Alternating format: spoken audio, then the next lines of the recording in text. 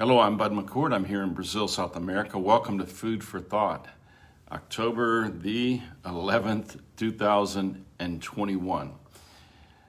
I pray that you're already focused on Jesus and ready to walk a little bit further in the Gospel of John, where we're trying to understand how Jesus discipled his very first disciples, because I believe the way he discipled his first disciples is the exact pattern of how we need to be discipling people. And we can use this also to see if we've been properly discipled or if we're living in true discipleship with Jesus Christ. I think there are four things that are involved in discipling. First, people need to see Jesus. They need to decide who he is. They need to see by observing what he does in the scriptures, by observing what he does in people's lives, by observing what he does in the midst of the different situations he'll confront here in John's gospel. We need to see Jesus. People have got to see Christianity as being Jesus in action. It is Jesus present. It is Jesus who became flesh and dwelt among us. They need to see Jesus. Then they need to hear Jesus. He said to us in John's gospel, "My sheep hear my voice."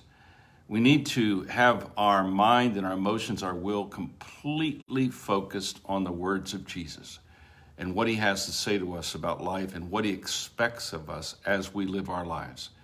Then we need to understand that he first loved us, so we need to return that love. We need to respond to that love.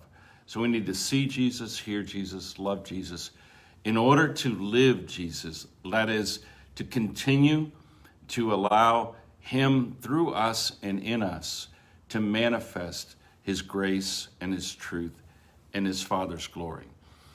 Well, today we're going to read in chapter 2, and we're going to begin to watch Jesus. Remember in chapter 1 that John said that, and the Word dwelt among us.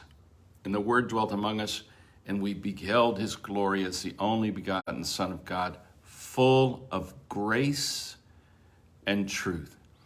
Now here in chapter 2 of the Gospel of John, we'll see Jesus living among his family and his friends at a wedding, an ordinary, commonplace situation in any culture, the joining of two people together in a marriage.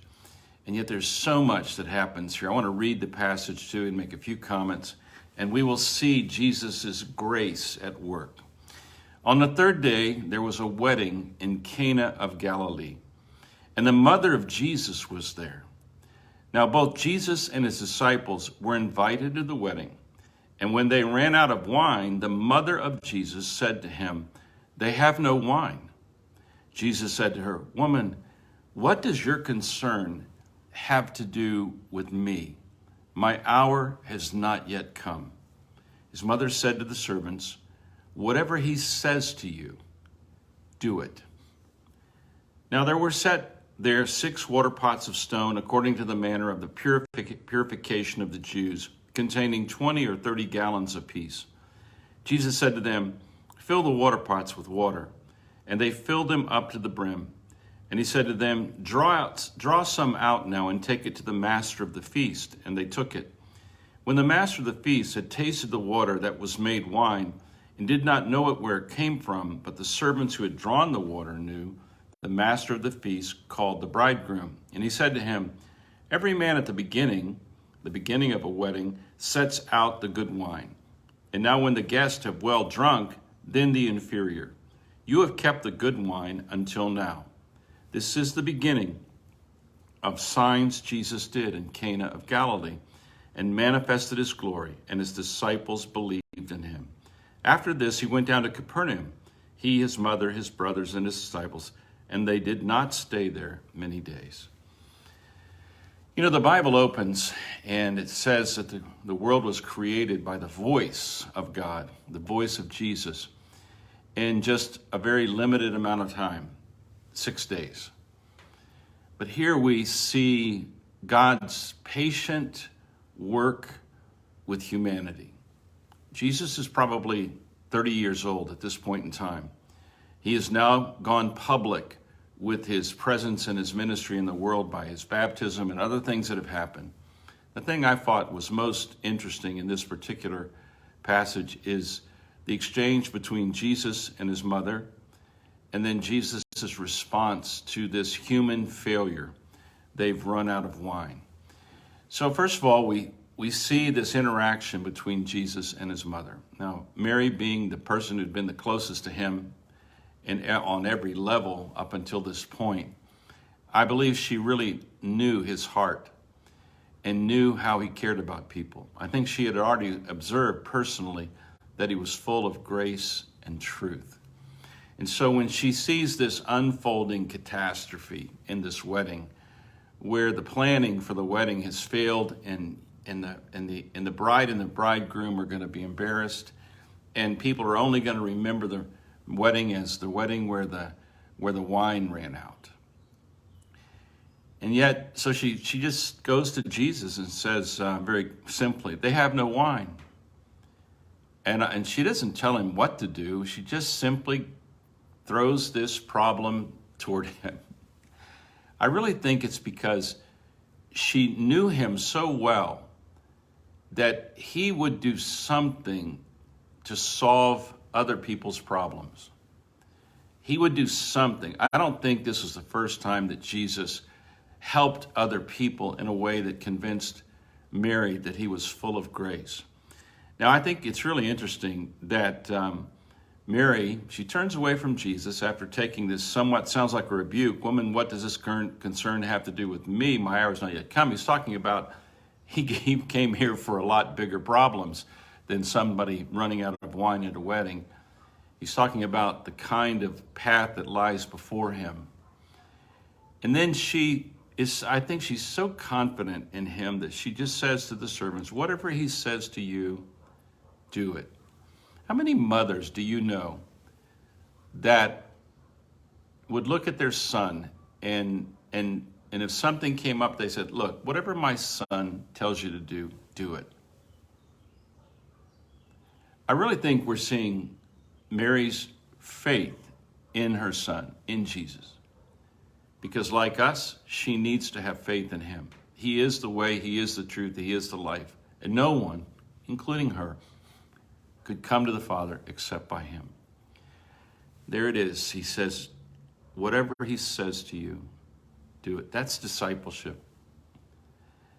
That is one of the most simple understandings of what discipleship means. It means no matter what circumstance you're in, no matter what limitation has happened, no matter what mistake you may have done, if you want a way out of it, then whatever he says to you, do it. Now he fills these water pots. And these water pots were not just any old water pots. They were used for purification because of the feeling that the Jew had that before they came before God, they needed to be perfectly washed and clean.